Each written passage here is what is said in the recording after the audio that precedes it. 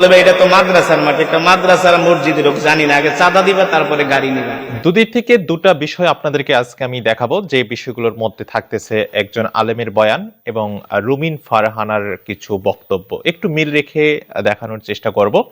প্রথমেই আমি আলেমের একটা অভিযোগ সেটা দেখানোর চেষ্টা করতেছি। গতকালকে হবিগঞ্জের এক মাওলানা ওয়াজ করে সোহাইব আহমদ আশরাফি এই মাদ্রাসার মাটি নিতেছে, দেখছেন? দেখেন না? মাদ্রাসার মাটি নিচ্ছে গাড়িতে করে, সেখানে চাঁদাবাজরা ট্রাক আটকায় দিচ্ছে। কেন? চাঁদা না দিলে ট্রাক যেতে দেওয়া হবে না। বলে ভাই এটা তো মাদ্রাসার মাঠ, একটা মাদ্রাসার মসজিদের লোক জানি না, আগে চাঁদা দিবা তারপরে গাড়ি নিবা। কোন দুনিয়ায় আছেন? কোন দুনিয়ায় আছেন? এই দেশ, আল্লাহর কসম করে বলি, এই দেশের জনগণের অধিকার।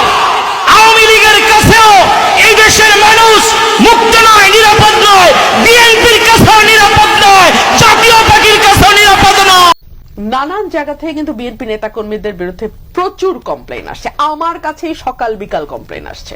বিএনপির নেতাকর্মীদেরকে মাঠ পর্যায়ে কন্ট্রোল করা যাচ্ছে না। চাঁদাবাজির সঙ্গে যুক্ত, জমি দখলের সঙ্গে যুক্ত, টেন্ডারবাজির সঙ্গে যুক্ত।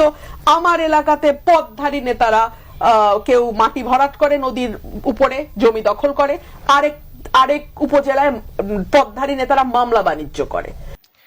চাঁদাবাজ মুক্ত, দখলবাজ মুক্ত, দুর্নীতি মুক্ত বাংলাদেশ, এটা সবার স্বপ্ন। সময় সময়ে, বছরে বছরে ক্ষমতায় এসে যুগে যুগে ক্ষমতার পালাবদল হয়েছে, কিন্তু এগুলো কখনো কেউ বন্ধ করেনি, বন্ধ হয়ওনি। জাস্ট মুখে বলেছে আমরা চাঁদাবাজ মুক্ত, দুর্নীতি মুক্ত বাংলাদেশ গড়ব, কিন্তু কোনো সরকার এখন পর্যন্ত সেটা বাস্তবে করে দেখায়নি। নিজেদের কর্মীদের স্বার্থে হয়তোবা দলের স্বার্থে কর্মীদেরকে উজ্জীবিত রাখার জন্য এভাবে আমরা বিগত সময়ে সব ধরনের সরকারের পক্ষ থেকে এটা দেখেছি।